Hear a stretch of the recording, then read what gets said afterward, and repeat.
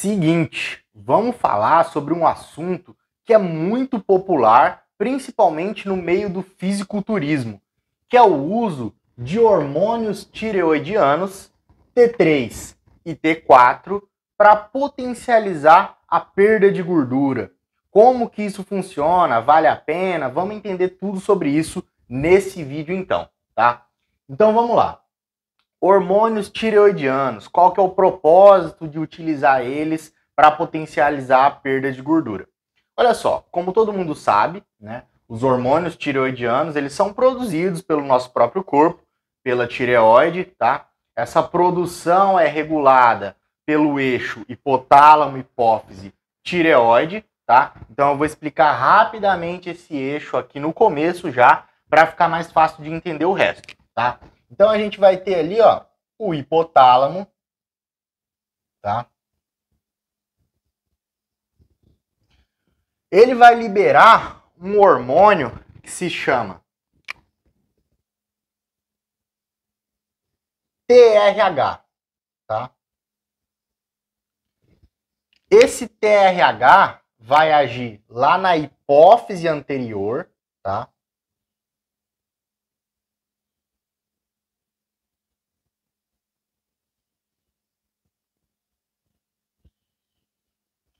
E vai estimular a hipófise anterior a produzir um outro hormônio que se chama TSH, tá? Que é o hormônio tireoestimulante, que ele vai fazer o quê? Como o próprio nome diz, ele vai estimular a tireoide. Estimular a tireoide a fazer o quê? A produzir T3 e T4, os hormônios tireoidianos propriamente ditos, tá? Então, você vai ter lá a tireoide.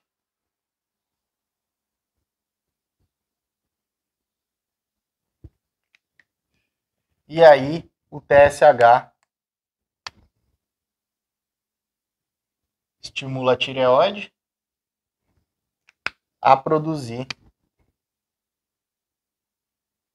o T3 e o T4.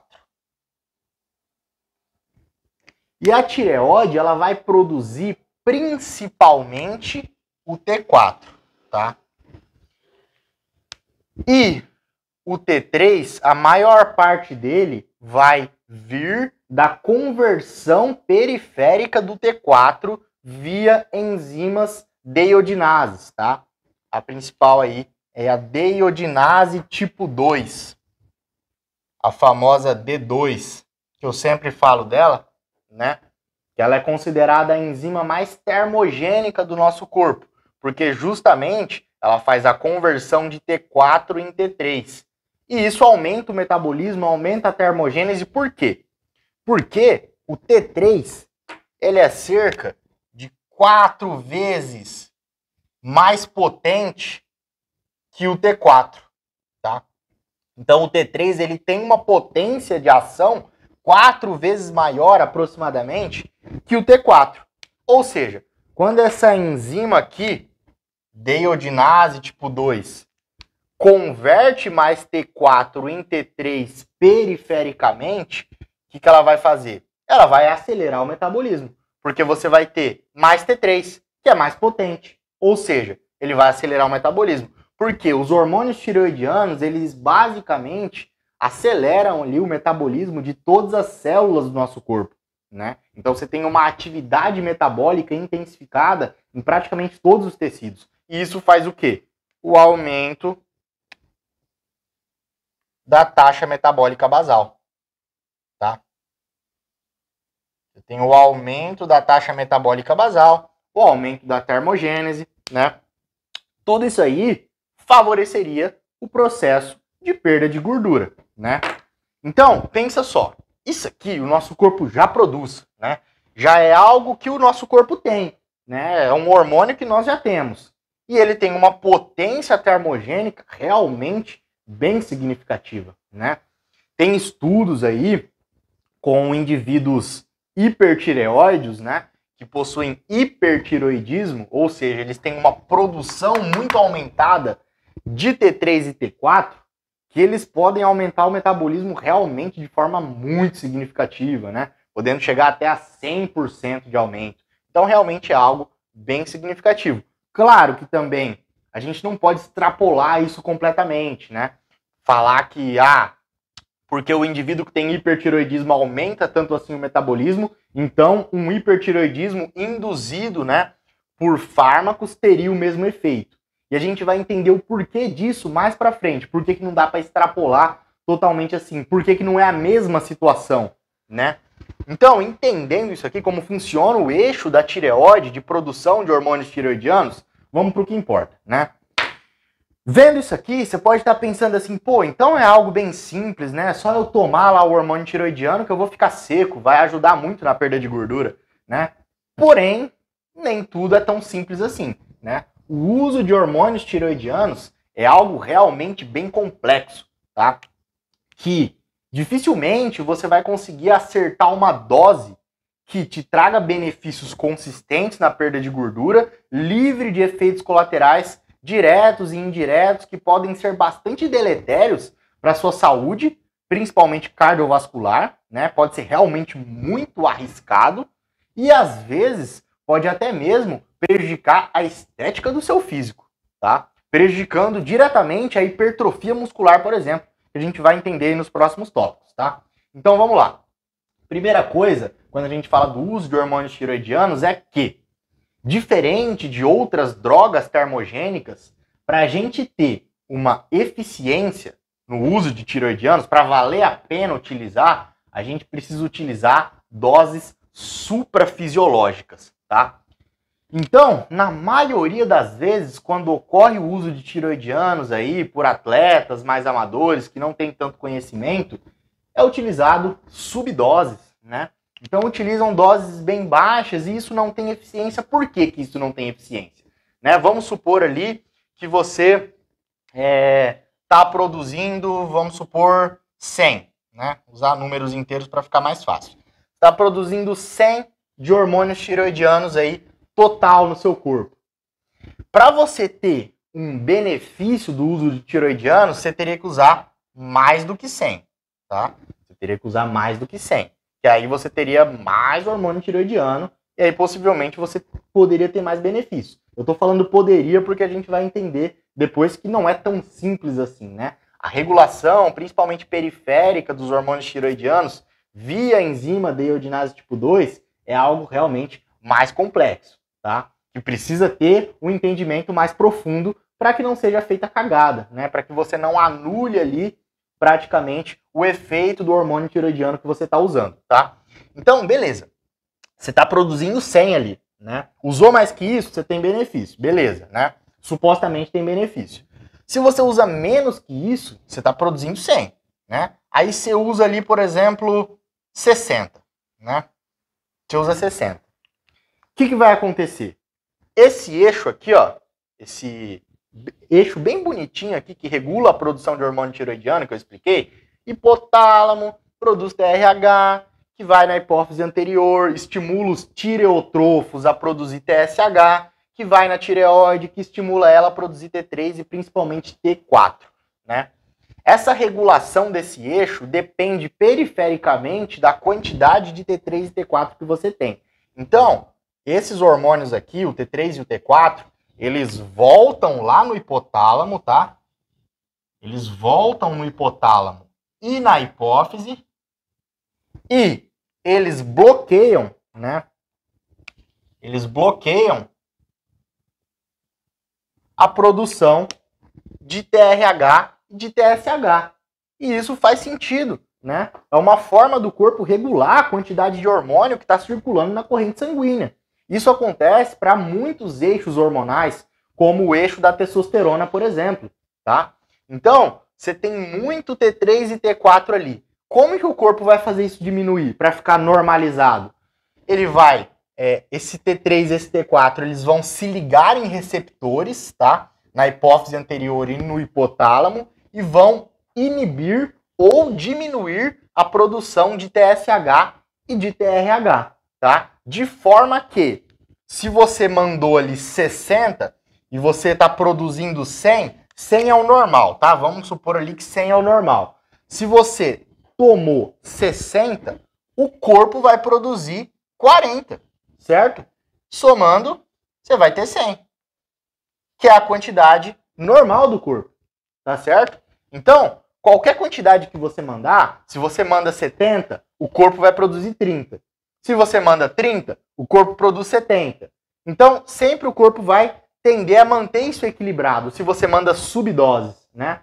Ou seja, se você toma uma subdose inferior ao fisiológico, a quantidade de hormônios tireoidianos que você tem fisiologicamente no seu corpo, basicamente você vai estar trocando 6 por meia dúzia, tá certo? Por conta disso aqui. O corpo ele vai compensar, o corpo ele vai inibir a produção e ele vai produzir somente o necessário.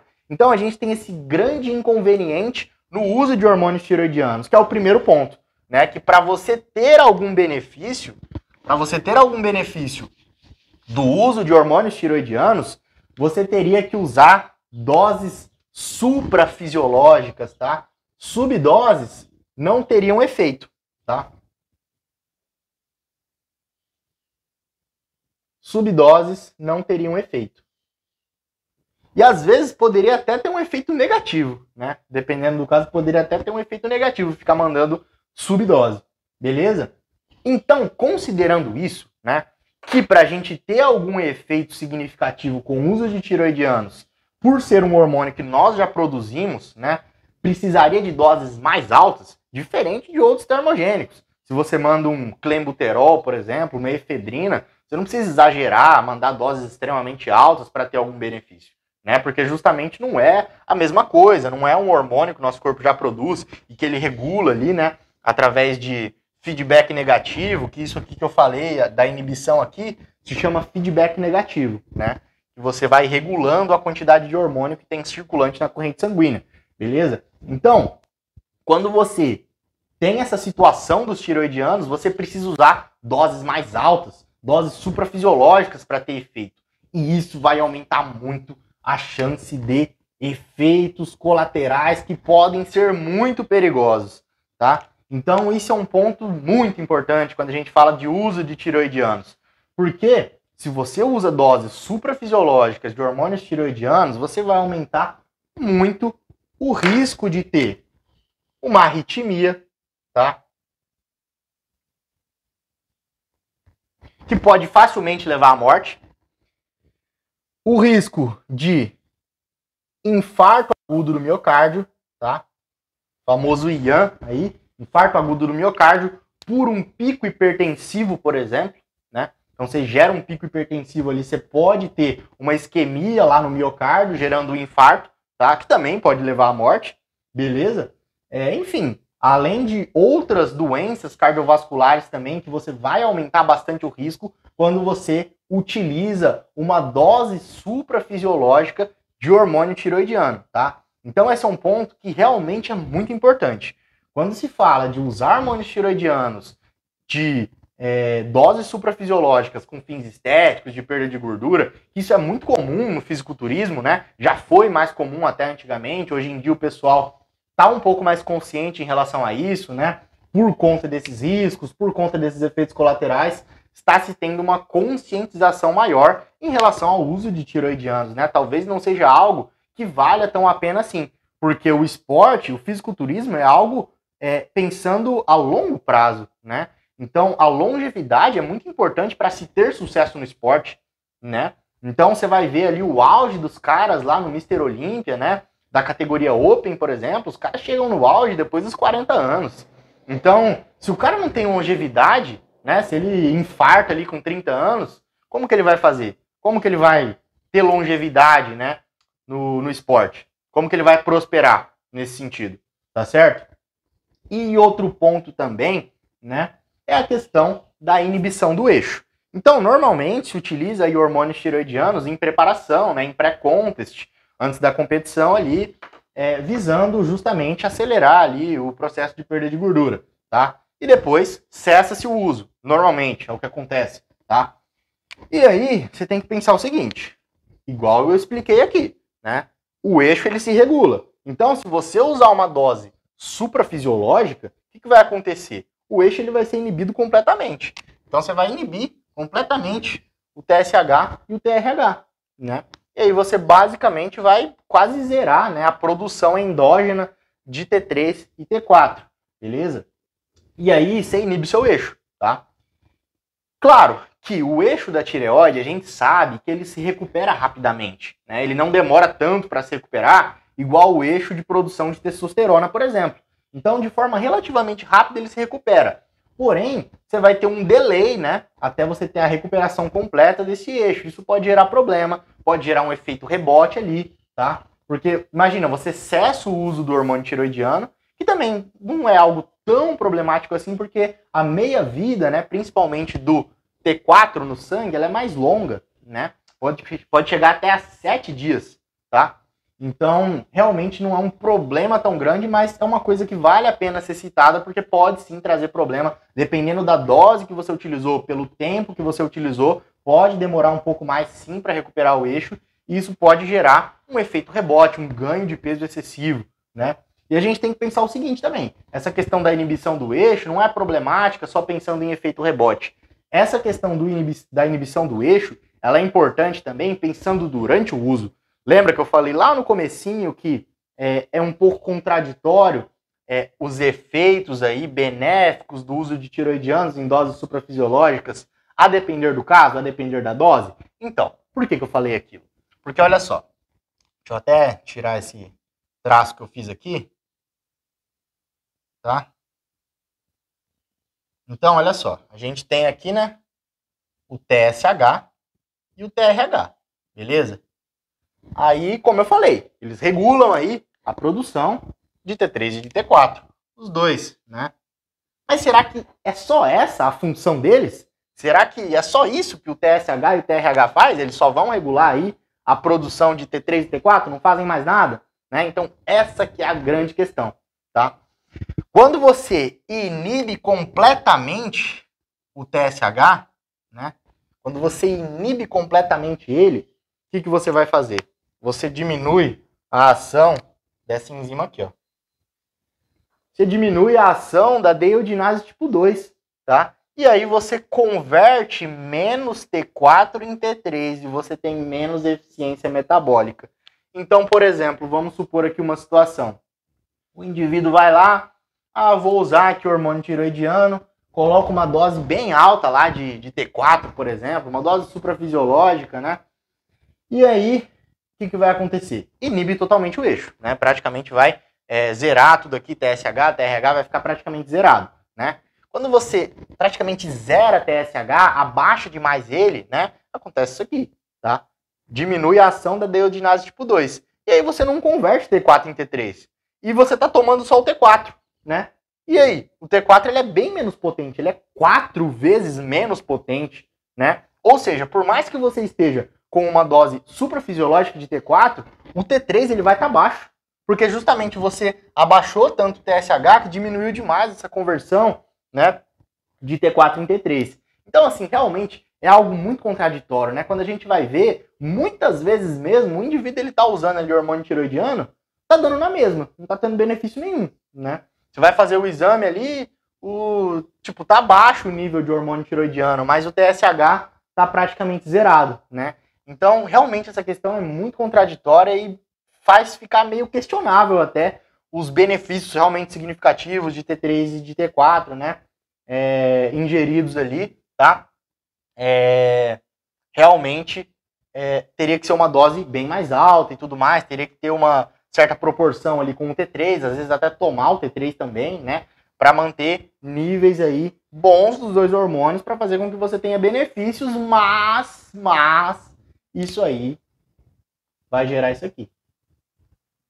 Efeitos colaterais. Você vai infartar, você vai ter uma arritmia, você vai ter problema, né? A pressão arterial tende a ficar elevada também, que já está elevada normalmente com o uso de muitos esteroides, né? Os esteroides interferem na pressão arterial, então um pico hipertensivo vai gerar um infarto, né? Então a gente tem todos esses problemas, né? Quando a gente fala de uso de hormônios tiroidianos, realmente é algo muito delicado. Tem que ter muito conhecimento para tocar em hormônio tiroidiano, né? Claro que, como eu sempre falo, Isso aqui talvez seria uma coisa válida quando a gente fala do extremo da performance do fisiculturismo, da categoria Open lá mesmo, né? Os caras realmente.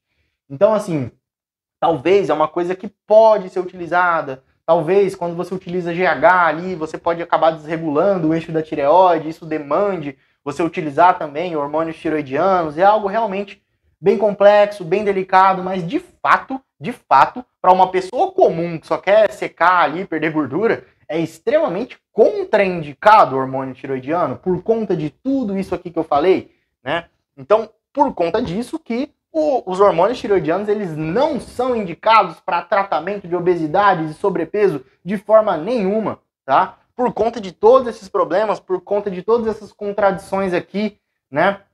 Então, não seriam drogas eficientes nesse sentido, tá certo?